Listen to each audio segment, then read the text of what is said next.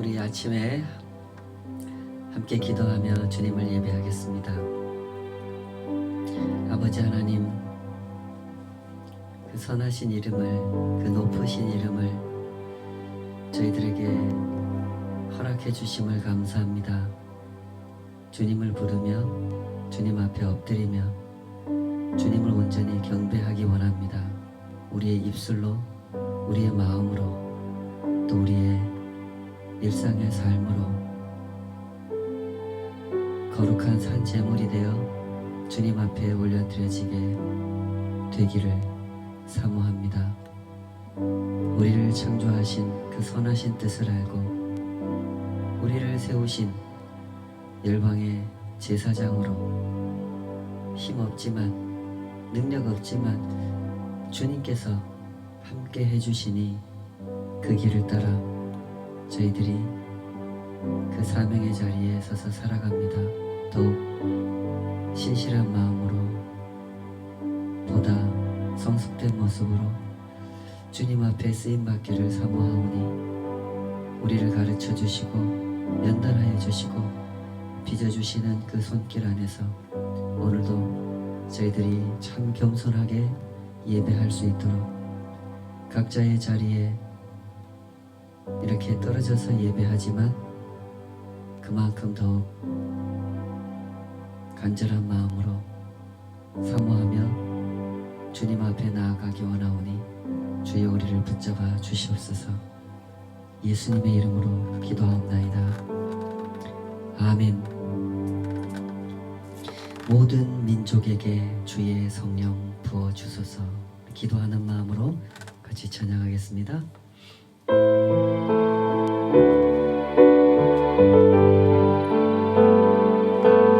모든 민족에게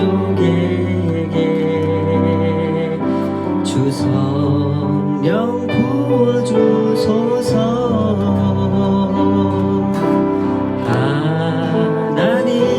하나님의 백성 주의 말씀 주시고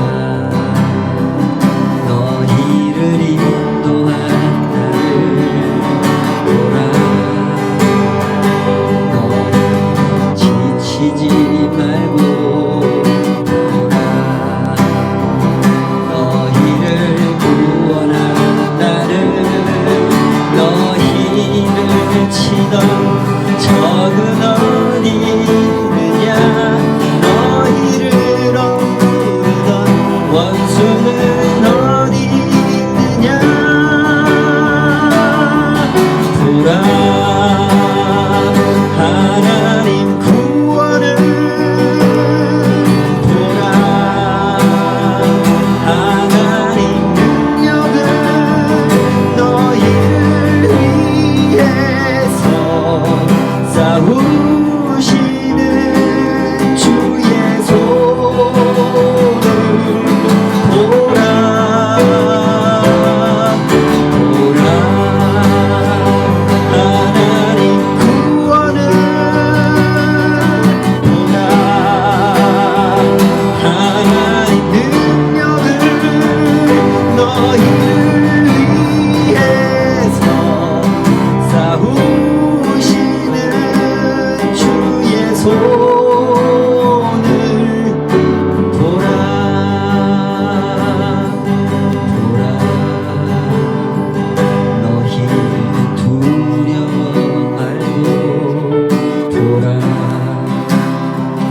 너희를 인도한 나를 보라 너희는 지치지 말고 보라 너희를 구원한 나를 너희를 치던 적은 어디 있느냐 너희를 억누르던 원수는 어디 있느냐 보라 하나님 구원을 보라 하나님 능력을 너희를 위해서 싸우시는 주의 손을 보라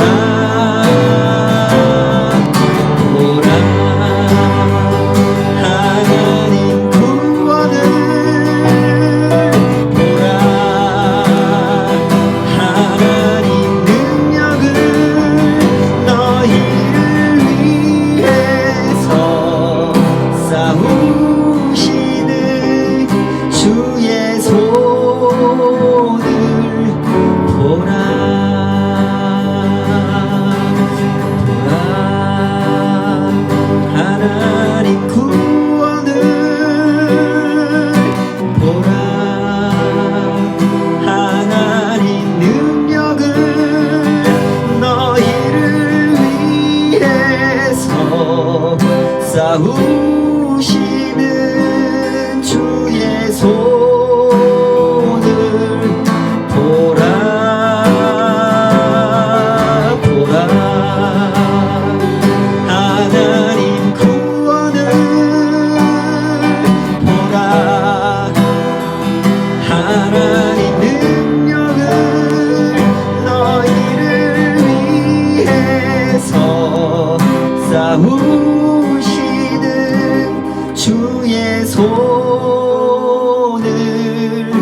보라.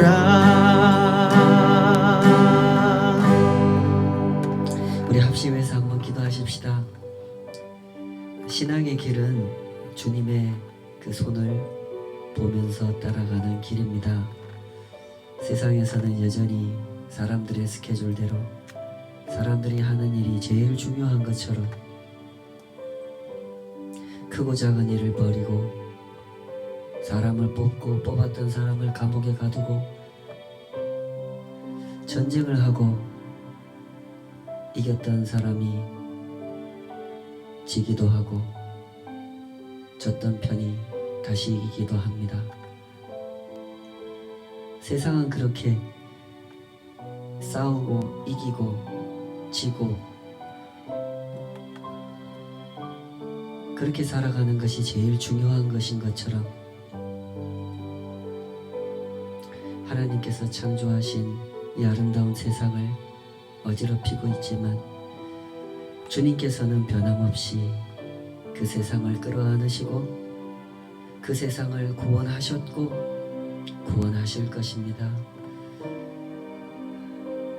우리가 주님의 길을 따라간다고 하는 것은 주님의 그 손, 구원하신 손, 구원하시는 손, 내가 너희와 항상 함께 있을 것이라 약속하신 주님의 그 손을 바라보는 것입니다. 그것이 기도고, 그것이 예배고, 그것이 사랑이고 섬김이고 전도인 줄 믿습니다. 우리 기도하십시다. 주님, 우리의 시선이 주님을 놓치지 않게 하여 주시옵소서. 여러 가지 장애물이 있고 방해하는 일들이 생기겠지만 그것들로 인하여 주님을 바라보는 그 시선 놓쳐버리지 않도록, 초점을 잃어버리지 않도록 주님 우리를 붙잡아 주시옵소서. 날마다 더욱 선명하게 주님이 이루신 구원, 그 구원을 바라보게 하여 주시옵소서. 주님 말씀 앞에서, 기도의 자리에서, 일상의 모든 상황 앞에서 주님의 그 구원을 더욱 선명하게 바라보고 따라갈 수 있도록 주님 우리를 인도하여 주시옵소서. 내 염려하는 것, 걱정하는 것 다 주님 앞에 내려놓고 주님 온전히 바라보고 따르기 원하오니 주여 우리를 인도하여 주시옵소서. 우리 합심해서 같이 기도하시겠습니다. 아버지, 주님의 그 선하신 역사를 찬양합니다. 그 구원을 바라보며 그 구원 앞에서 예배하기를, 그 구원을 노래하고 영원토록 찬양하기를, 주님께서 이루신 그 완벽하신 역사, 그 선하신 역사를 주님 언제나 바라보기 원합니다. 우리의 눈이 주님을 향한 시선을 잃어버리지 않도록, 초점을 놓쳐버리지 않도록 주여 이 영혼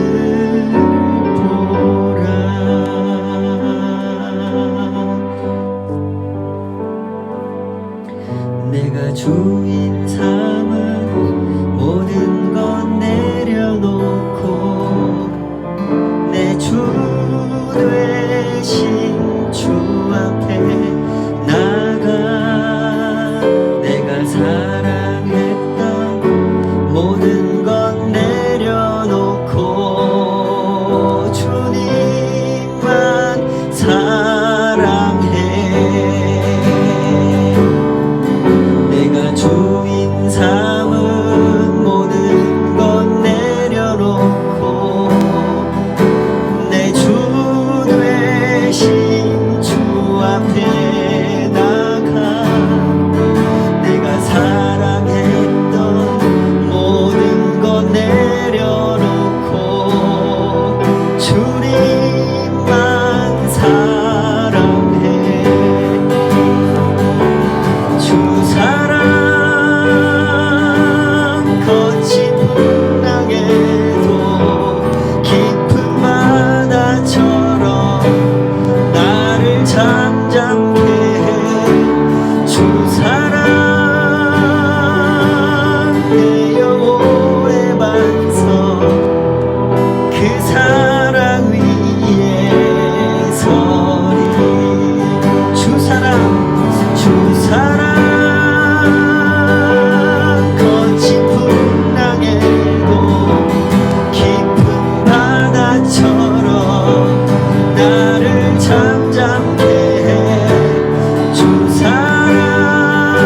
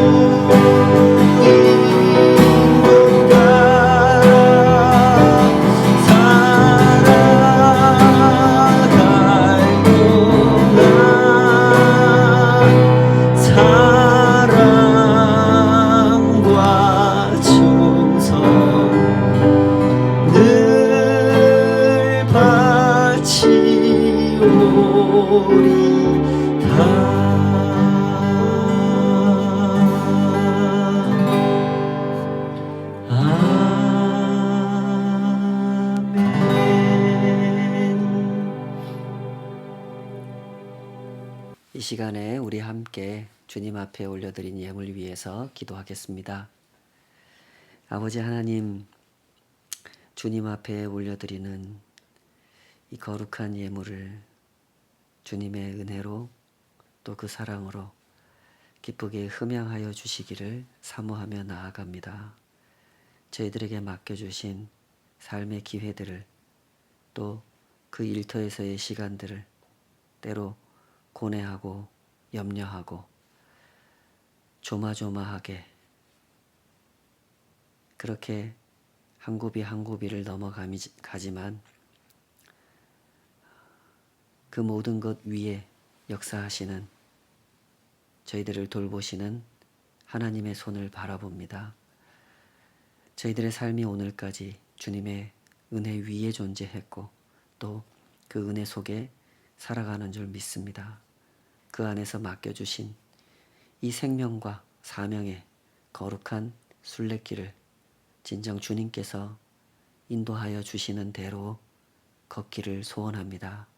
저희들의 마음과 생각 속에 하나님을 아는 지식을 허락해 주시고 주님께서 비춰주신 빛을 따라 광명의 길, 영광의 길, 복음이 이끄시는 참 복된 길 걸어갈 수 있도록 항상 지켜주시옵소서. 그 소원 가지고 주님 앞에 이렇게 구별하여 드린 것 하나님 이것을 돌보아 주시옵소서. 주님의 손 안에서 언제나 거룩하게 쓰여지게 하시고 주님이 뜻하시는 그곳에서 한 알의 밀알이 되어 주님께서 맺고자 하시는 그 거룩한 열매를 맺어가는 그런 결실을 이룰 수 있도록 복을 더하여 주시옵소서. 주님 앞에 그렇게 올려드린 한 심령 한 심령의 그 거룩한 기도를 들어주시고 주님께서 그 심령 가운데 부어주시는 하나님을 아는 그 지식과 그 영광의 그 감격의 그 영혼이 날마다 풍성한 감사를 누리게 하시고 삶의 이유를 알게 하시고 삶의 그 의미가 주님으로 인하여 깨달아지고 누리게 되고 나누게 되는 그런 은혜가 있도록 함께하여 주시옵소서. 주님의 선하신 손이 오늘까지 우리를 이끄시며 우리의 손을 통해 수고하고 결실한 것들이 또한 주님의 손 안에 다시 거두어지고 쓰이게 하는 그런 은혜를 맛보게 하여 주심을 감사드리오며 예수님의 이름으로 기도하옵나이다. 아멘. 아멘. 오늘 함께 헤아려 볼 하나님 말씀은 누가복음입니다. 누가복음 9장 10절에서 17절까지 말씀. 누가복음 9장 10절에서 17절까지 말씀입니다. 우리 다 찾으신 줄 알고 한 목소리로 같이 읽겠습니다. 시작.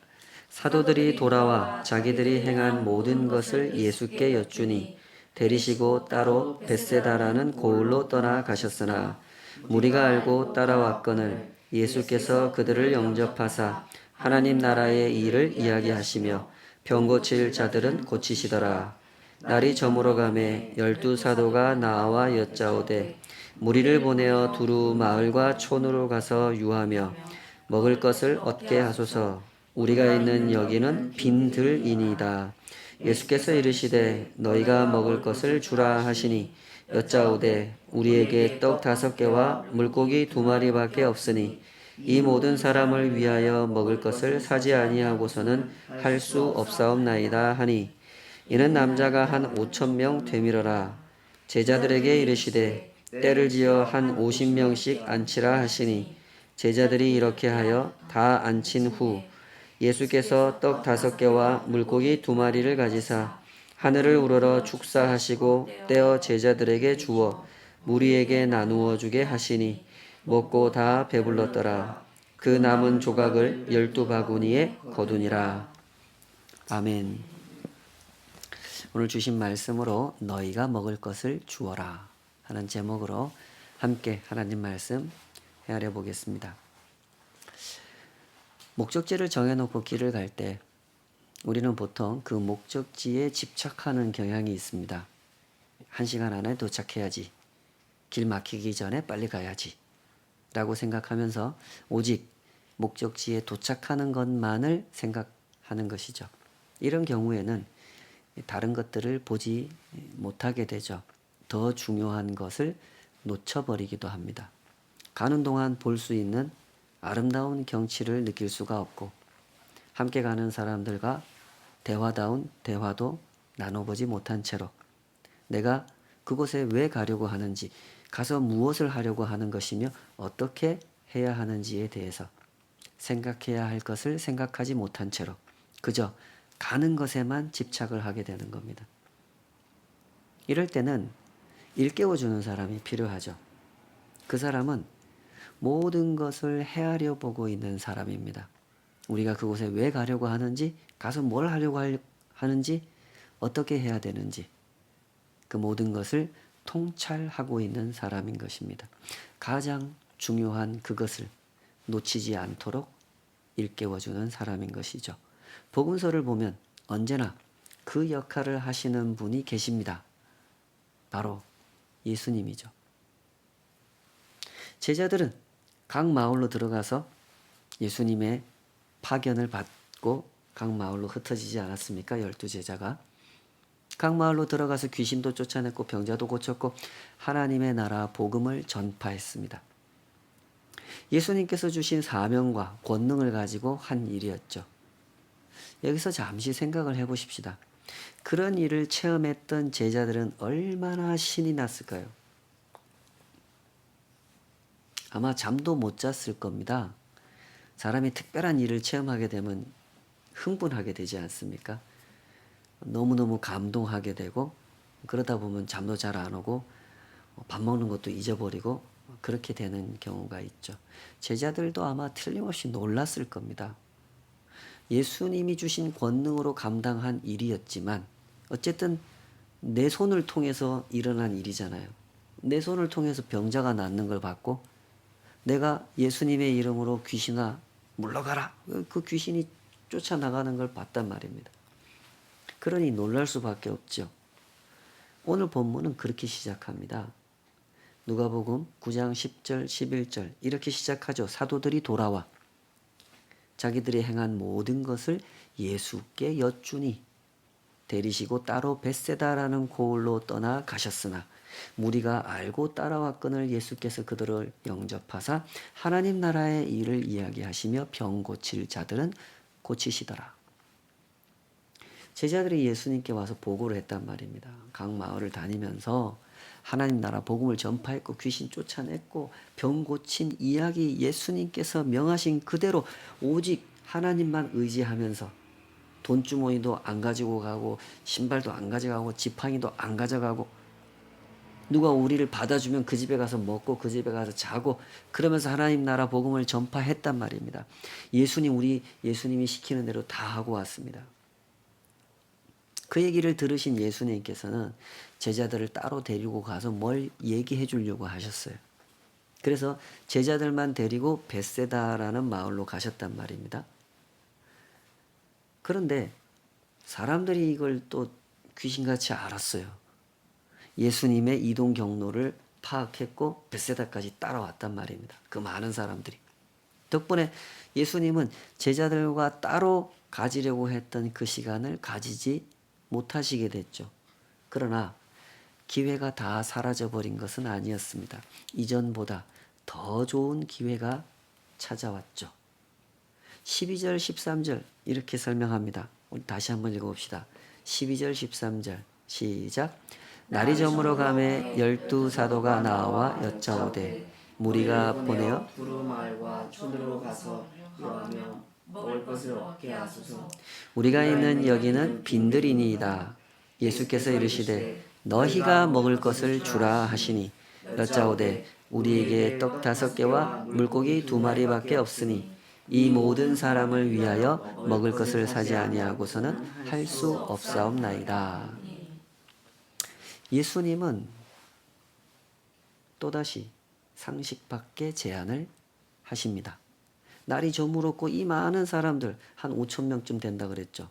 이 많은 사람들이 밥을 먹어야 될 때가 됐단 말이죠. 그러니 당연히 각 마을로 들어가게 해서 뭐 그때 당시에 뭐 이렇게 고속도로 휴게소가 있는 것도 아니고 뭐 이마트가 있는 것도 아니니까 마을로 내려가야만 음식을 구할 수 있단 말입니다. 그래서 가서 음식을 구해 먹고 돌아오게 하는 것이 좋겠습니다. 라고 예수님께 제자들이 보고를 했단 말이죠. 생각해보면 이런 일이 한두 번은 아니었을 거예요. 예수님이 가시는 곳마다 사람들이 몰려들었고 그 많은 사람들이 따라다니면서 병자가 낫는 것도 봤고 하나님 말씀도 배웠고 그러다 보면 어느덧 시간이 흘러가죠. 밤이 되기도 하고 그때마다 식사 때가 되고 이러면 예수님께서 아마 틀림없이 사람들을 마을로 집으로 돌려보내셨을 겁니다. 그게 한두 번이 아니었을 거예요. 그런데 이날은 달랐단 말이죠. 이날은 예수님께서 전혀 다른 방법을 제안하세요. 제자들한테 말씀하셨죠. 너희가 먹을 것을 주어라. 이게 무슨 말씀일까요? 사실 조금만 주의를 기울인다면 충분히 알아들을 수 있는 말입니다. 너희가 먹을 것을 주라 하는 말씀은 얘들아 새로운 방식으로 해보자. 그런 뜻인 거죠. 이전에 하던 대로 사람들을 마을로 돌을 보내거나 어디로 보내서 먹고 오게 만드는 그런 방식 말고 새로운 방식으로 해보자. 잠깐만 생각을 해보면 사실 지금이 딱 좋은 시점이에요. 예수님께서 제자들에게 가르치고자 했던 그것을 가르치기에 정말 좋은 시점인 거죠. 제자들이 예수님의 명을 받고 각 마을로 다녔고 병자를 고쳤고 귀신 쫓아냈고 하나님 나라 복음을 전파한 후에 예수님께 돌아와서 보고를 했단 말이에요. 예수님 정말 저희들이 놀라운 경험을 하고 왔습니다. 예수님이 하시던 일을 저희들도 했습니다. 예수님이 그 보고를 듣고 제자들에게 뭔가 가르치려고 그랬는데 사람들 때문에 못했잖아요. 근데 그 못했던 걸 지금 하려고 하시는 거란 말이죠. 11절에 보면 분명히 이렇게 설명하고 있어요. 무리가 알고 따라왔거늘 예수께서 그들을 영접하사 하나님 나라의 일을 이야기하시며 병 고칠 자들은 고치시더라. 상황이 이렇게 흘러갔기 때문에 제자들이 조금만 주의를 기울였으면 충분히 알아들을 만한 그런 말이지 않습니까? 이제까지 줄곧 하나님의 나라를 이야기하셨어요, 예수님이. 병을 고쳐주신 일들과 귀신 쫓아내는 일들에 대해서 이것은 예수님의 권위를 증명하는 사건이라는 점을 확인시켜 주셨단 말이죠. 그랬으면 제자들이 당연히 이 말씀을 알아들을 만 하잖아요. 너희가 먹을 것을 주라고 하셨을 때, 아, 이것은 새로운 방식으로 해보자는 말씀이구나. 그런데 어떻게 하자고 하시는 거지? 그 새로운 방식이라는 게 뭐지? 라고 생각하면서 예수님한테 물어봐야 될 거 아니에요. 예수님, 뭔가 새로운 방식을 말씀하시는 것 같은데 그게 뭔가요? 뭘 생각하시고 저희들 보고 먹을 것을 주라고 하시는 건가요? 이렇게 물어봐야 되지 않겠어요? 그러나 제자들은 그 말씀을 못 알아들었단 말입니다. 때문에 제자들이 이렇게 반박을 하죠. 누가복음 9장 13절. 여짜오되 우리에게 떡 5개와 물고기 2마리밖에 없으니 이 모든 사람을 위하여 먹을 것을 사지 아니하고서는 할 수 없사옵나이다. 이는 남자가 한 5,000명이 되밀어라. 우리 개역 개정역은 제자들의 말을 아주 공손한 뉘앙스로 번역을 해놨는데요. 사실은 이 공손한 뉘앙스로 한 말이 아닙니다. 따지는 뉘앙스로 하는 말이죠. 14절에 보면 분명히 그랬죠. 이는 남자가 한 5,000명쯤 되밀어라.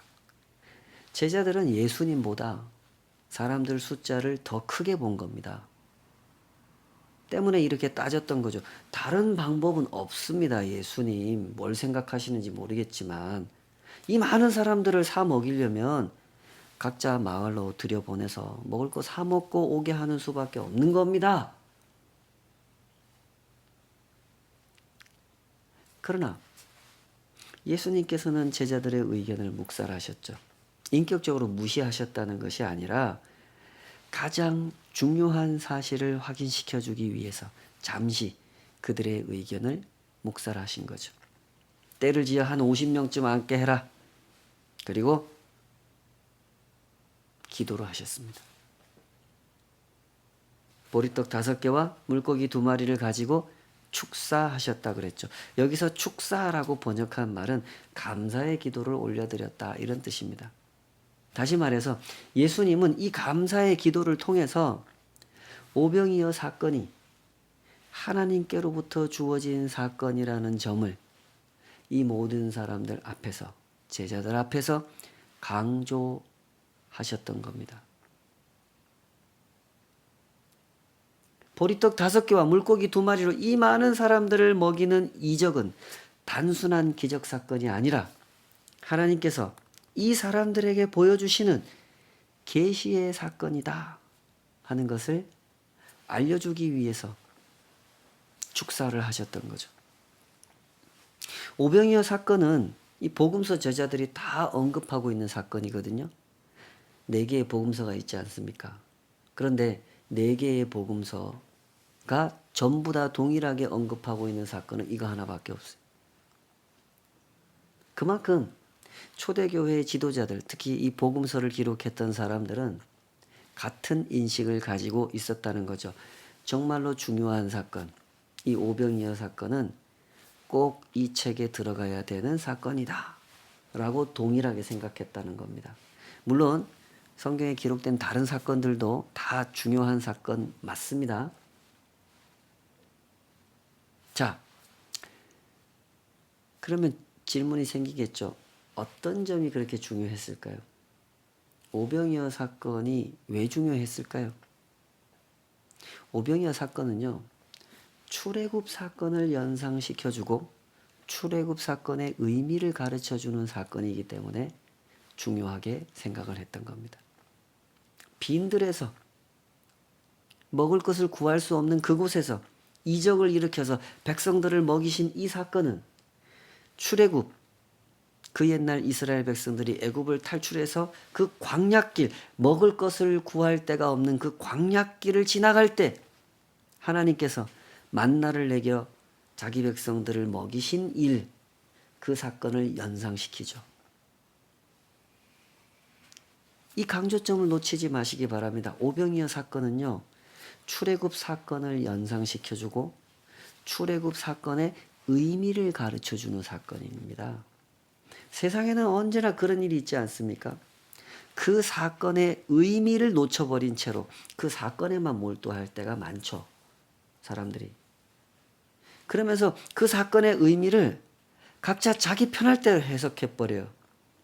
원래 그 사건이 가르쳐준 진짜 의미, 진짜 메시지는 놓쳐버린 채로 말이죠. 유대인들에게 출애굽 사건이 그랬습니다. 출애굽 사건은 단순한 기적 사건이 아니란 말입니다. 그것은 이스라엘 민족의 역사도 아니에요. 잘 들으십시오. 이스라엘 민족이 대제국 애굽을 벗어나서 이스라엘 민족의 나라를 세운 이야기가 아니란 말입니다. 그것은 하나님께서 하나님의 백성을 데리고 하나님의 나라를 세운 사건인 것이죠. 하나님은 정말 놀랍게 일하셨습니다. 아무것도 아닌 사람들을, 아무것도 가진 것이 없는 사람들을 데리고 하나님은 모든 것을 가진 것처럼 보였던 그 당시의 대제국 애굽을 무너뜨리셨어요. 애굽 사람들에게 하나님의 심판을 나타내셨고 하나님의 구원을 나타내 주셨죠. 출애굽 사건은 이런 사건이에요. 하나님께서 애굽 사람들에게 또한 이스라엘 사람들에게 하나님의 하나님 되심을 나타내신 사건이란 말입니다. 이 세상의 진정한 주인이 누구인지 그 주인께서 세상을 어떻게 심판하시고 어떻게 구원하시는지, 어떻게 하나님의 나라를 이 세상에 나타내 보여주시는지를 직접 가르쳐 주시고 확인시켜 주신 사건, 그것이 출애굽 사건이었단 말입니다. 그러나 유대인들은 이 사건의 의미를 대단히 오해를 해버렸죠. 그들은 출애굽 사건을 이스라엘 민족의 사건으로 해석해 버렸습니다. 그러다 보니 구원이라는 말을 오해했고 심판이라는 말도 오해했던 것이죠. 하나님을 위한, 하나님에 의한 사건을 이스라엘을 위한, 이스라엘에 의한 사건으로 왜곡, 변질시켜 버렸던 것입니다. 예수님은 보리떡 5개와 물고기 2마리를 들고 감사의 기도를 올려드리셨습니다. 그것은 제자들에게, 그 자리에 모여있는 이스라엘 사람들에게 직접 보여주신 생생한 메시지였던 겁니다. 봐라! 나는 지금 하나님의 나라를 가르치고 있다. 이스라엘의 나라가 아니다. 하나님의 나라를 가르치고 있다. 나는 단지 기적을 보여주려고 하는 것이 아니다. 나는 너희가 꼭 알았으면 하는 것, 그것을 알려주려고 하는 거다 하는 뜻으로 감사의 기도를 올려드리셨던 거죠. 그러므로 성도 여러분, 언제나 예수님의 관점을 잘 헤아려 보시기 바랍니다. 예수님께서 보실 때 중요한 것이 무엇인지 그것을 헤아려 볼 줄 아셔야 됩니다. 신앙의 길은 그런 길입니다. 내 손을 통해서 어떤 일이 일어났는가. 예수님 정말로 놀라운 일이 일어났습니다. 예수님의 이름으로 외치니까요, 귀신들이 쫓아나갔고요, 병자들이 고쳐졌습니다. 그런 거 중요하지 않습니다. 그 일어난 일의 의미를 제대로 아는 것, 그게 중요한 거죠. 제자들의 삶이 어떠했는지 잘 헤아려 보십시오. 제자들이 항상 귀신을 쫓아냈습니까? 항상 병자들을 고쳤습니까? 항상 이적을 체험했습니까? 아니지 않습니까? 아시는 것처럼 제자들은 모두 다 순교자가 되었습니다.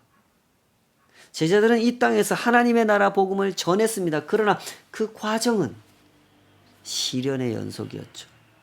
왜 제자들은 시련을 겪어야만 했습니까? 왜 그 당시 이스라엘 사람들은 제자들이 전해준 하나님 나라의 복음을 거부했고 제자들을 핍박했습니까? 왜 그랬습니까? 자신들이 원하는 하나님 나라가 아니었기 때문이죠. 이스라엘을 위한, 이스라엘에 의한 나라를 꿈꾸었으나 하나님을 위한, 하나님에 의한 나라를 제자들이 전파했기 때문이죠. 그러다 보니 그런 비극이 발생한 겁니다. 하나님의 나라를 간절히 기다린다고 주장하던 그 사람들로 인하여 하나님의 나라를 전파하는 사람들이 핍박을 당하는 일이 발생한 거죠. 그래서 제자들은 시련을 겪을 수밖에 없었던 것입니다. 가만히 보면 이 사건, 누가복음에 기록된 오병이어 사건은 질문과 질문 사이에 위치하거든요.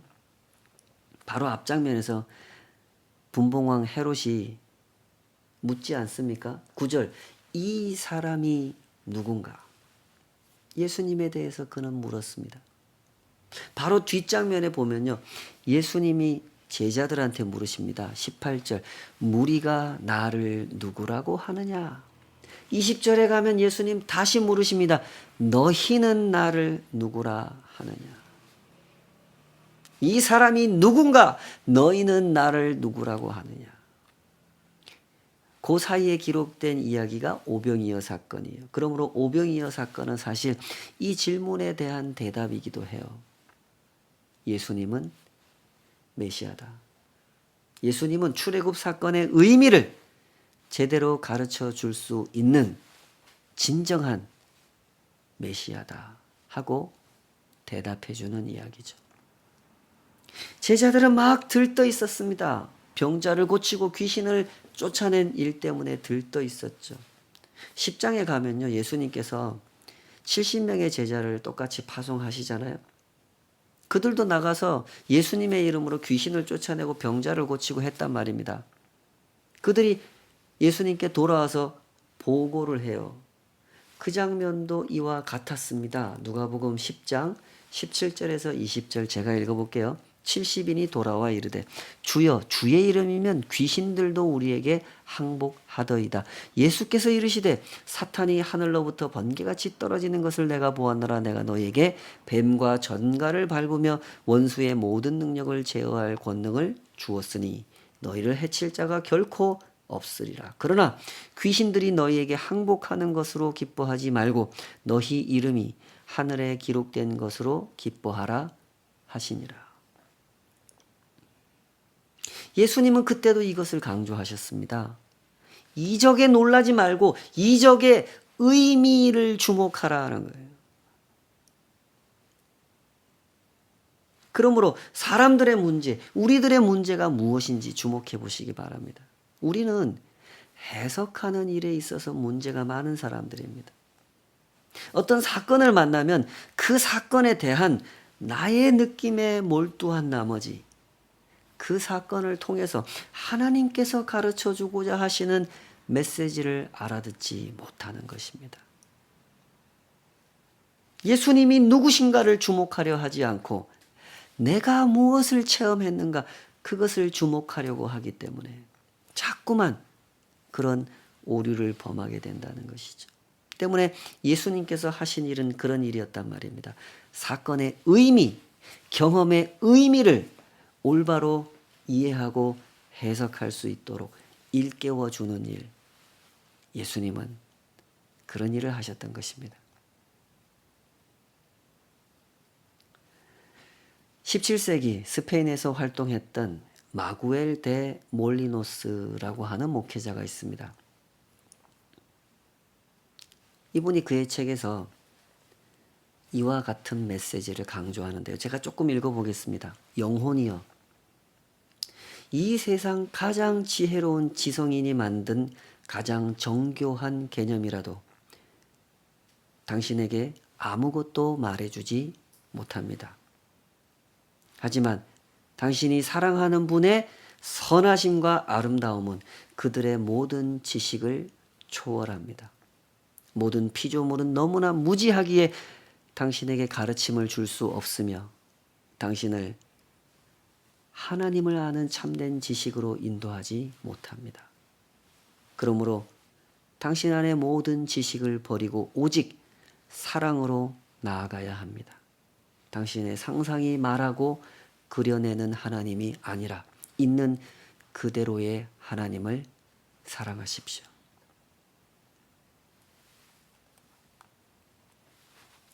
예수님의 제자들처럼 이 마구엘 데 몰리노스라고 하는 분은 좋은 시대에 태어나지 못했습니다.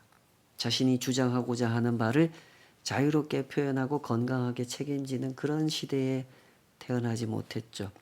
그는 당대의 종교 권력자들에 의해서 재판을 받았고 종신형을 선고받아 감옥에서 살다가 감옥에서 죽었습니다. 그러나 보십시오. 그분의 가르침은 300년, 400년이 흘러도 여전히 살아서 활동하고 있습니다. 진실한 가르침이란 이런 거죠. 그 사람이 죽어도 여전히 그 가르침은 남게 되는 것입니다. 하나님께서 친히 당신 자신을 나타내셨다라는 그 사실을 주목하시기 바랍니다.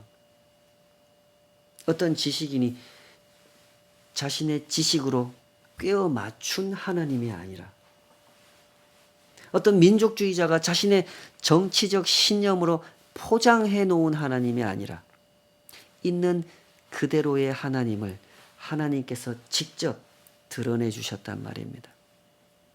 예수님께서 그 일을 하셨죠. 오병이어 사건을 통해 출애굽의 의미를 가르쳐 주셨고 하나님의 구원, 하나님의 심판, 하나님의 나라를 가르쳐 주셨습니다. 그 가르침을 알아들은 사람들, 그 가르침에 자신의 모든 것을 맡겨드린 사람들이 하나님 나라의 백성이 되었습니다. 그들은 교회가 되었고 그 진실한 가르침을 전달하는 통로가 되었죠. 죽임을 당했으나 그들을 통하여 전달된 진리의 메시지는 여전히 이 땅 가운데 살아서 역사하고 있는 것이죠. 그러므로 언제나 자신의 의미를 올바로 이해하시기 바랍니다. 우리는 우리가 이룬 것, 우리가 가진 것, 우리가 우리 자신에 대해서 느끼는 것, 그것으로 우리 존재의 의미가 규정되는 사람들이 아닙니다. 하나님의 하나님 되심을 모르는 사람들에게는 언제나 그런 것들이 중요하죠. 내가 가진 재산이 중요하고 내가 누리고 있는 편안함과 성취, 쾌락과 자랑이 중요하죠. 하나님 나라 복음을 거부했던 유대인들이 유대 민족의 나라에 집착했던 것처럼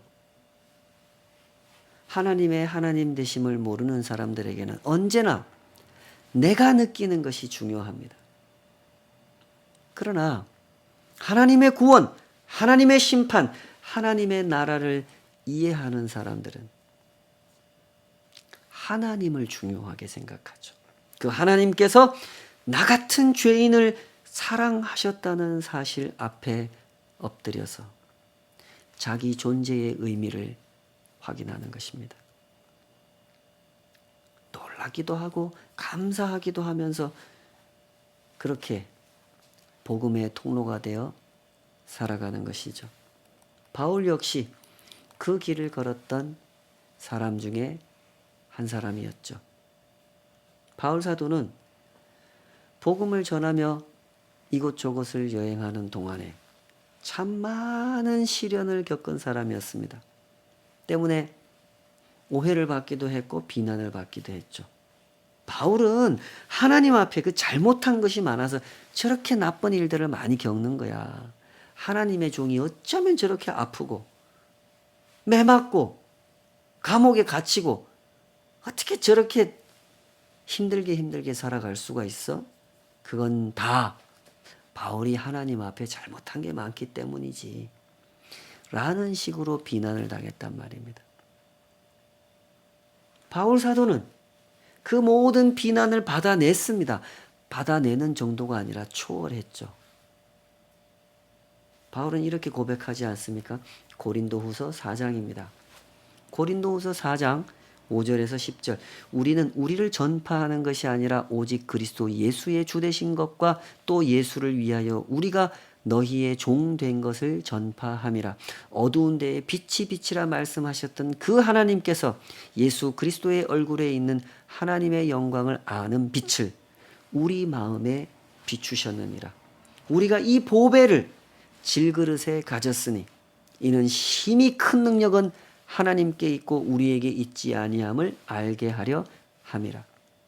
우리가 사방으로 우겨싸움을 당하여도 쌓이지 아니하며 답답한 일을 당하여도 낙심하지 아니하며 박해를 받아도 버림받지 아니하며 거꾸로 뜨임을 당하여도 망하지 아니하고 우리가 항상 예수의 죽음을 몸에 짊어짐은 예수의 생명이 또한 우리 몸에 나타나게 하려 함이라. 우리 모두 이런 고백을 품고 살아갔으면 좋겠습니다. 하나님을 아는 빛, 하나님을 아는 지식을 질그릇에 가진 사람들, 그 사람들이 우리입니다. 우리 자신은 질그릇이에요. 연약하기 짝이 없는 그런 존재란 말이죠.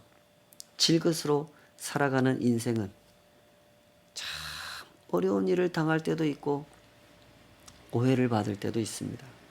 그러나 그 질그릇 안에 담겨 있는 보배 때문에 이 질그릇은 보통의 질그릇과는 다른 질그릇이 되는 거죠.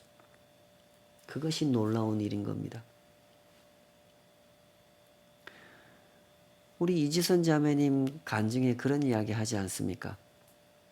그 젊고 이쁘던 시절에 불의의 교통사고를 당하고 온몸에 화상을 입고 몇십 번의 수술을 거듭해서 겨우 살아나서 그 뒤로 열심히 공부해서 지금은 학교에서 학생들을 가르치는 교수가 됐죠. 그 자매님 간증을 듣고 많은 사람들이 은혜를 받았습니다. 그 간증 중에 이런 이야기 하지 않습니까? 나는 사고를 당한 것이 아니라 사고를 만난 것이다. 사고를 당한 것과 사고를 만난 것의 차이, 그 차이를 볼 줄 아는 눈. 그 눈은 참 복된 눈이죠. 어떤 분은 이 순간에 이거 무슨 소리입니까? 사고 안 당하는 게 더 복된 거죠. 이렇게 말씀하고 싶은 분이 계실 수도 있겠지만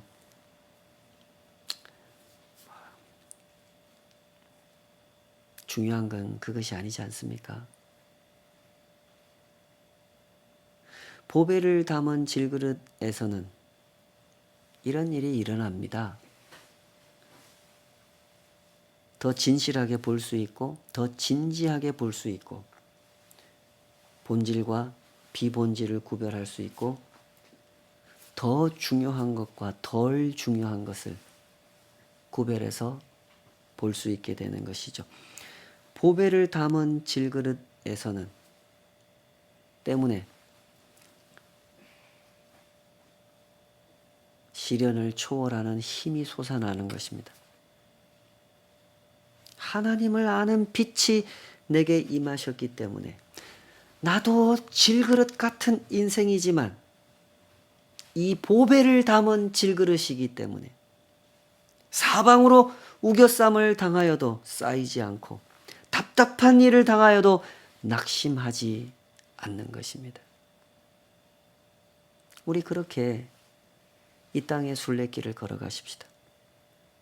주님께서 다 아시고 주님께서 함께 하십니다. 기도하십시다. 아버지 하나님, 이 순간 온전히 주님 앞에서 저희들이 살아온 시간들을 돌아보기를 원합니다. 저를 아시고 제가 걸어온 길을 아시고 질그릇 같은 인생 때문에 겪어야 했던, 겪을 수밖에 없었던 많은 시련과 부족함과 연약함과 믿음 없음을 주님께서 아십니다. 그러나 주님께서 이 작은 가슴에 하나님을 아는 빛을 비추어 주셨습니다. 내 존재의 의미를 진실하게 볼 수 있는 빛, 그 빛을 비추어 주셨습니다. 덕분에 저를 다시 보게 되었고 제 존재의 의미를 하나님 안에서 볼 수 있게 되었습니다. 그 감동과 그 감격이 우리들의 영혼을 사로잡아 주님을 예배하는 자리에 서게 하시고 주님의 그 빛을 증거하는 통로가 되어 살아가기를 소원하여 주님 앞에 손을 모으고 힘을 모으고 마음을 모으고 온 인생을 주님의 능하신 손 위에 올려드려 그 손에서 빚어지기를, 그 손에서 연단받기를, 그 손에서 쓰임받기를 사모하며 이 땅의 순례길을 걸어갑니다. 주여, 우리의 심령을 꼭 붙잡아 주시옵소서. 그 안에 주님께서 비추어 주신 빛, 그 빛을 잘 간직하게 하여 주시고 그 빛을 더 선명하게 볼 수 있도록 우리를 가르쳐 주시옵소서. 그리하여 주님께서 허락해 주신 이 삶을 진정 복되게 살아낼 수 있도록 주님 이끌어 주시옵소서. 이제는 우리 주 예수 그리스도의 은혜와 아버지 하나님의 사랑하심과 성령 하나님의 내주하시고 동행하시고 연단하시고 하나님의 빛을 알도록 도우시는 그 선하신 역사가 주님 앞에 엎드려 기도하며 한 걸음 한 걸음 이 땅의 순례길을 걷기를 사모하는 모든 주의 백성들 삶 위에 이제로부터 영원까지 함께 하시기를 간절히 축원하옵나이다. 아멘.